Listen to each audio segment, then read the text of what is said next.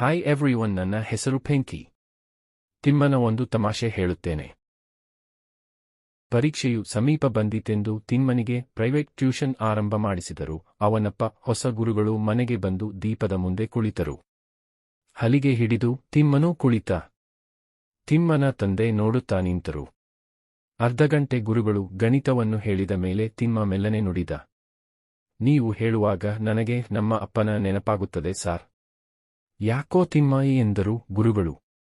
ಅಪ್ಪನಿಗೂ ಗಣಿತ ಬರುವುದಿಲ್ಲ ಎಂದ ತಿಮ್ಮ. ಈ ರೀತಿಯಾಗಿ ಅಪ್ಪನ ನೆನಪಾಗಿದ್ದಕ್ಕೆ ಅವನ ಅಪ್ಪನಿಗೂ ಗುರುಗಳಿಗೂ ಪೆಚ್ಚಾಗಿತ್ತು. ಕೇಳಿದ್ದಕ್ಕಾಗಿ ಧನ್ಯವಾದಗಳು. ಸಬ್ಸ್ಕ್ರೈಬ್ ಮಾಡಿ ಚಾನಲ್ನ.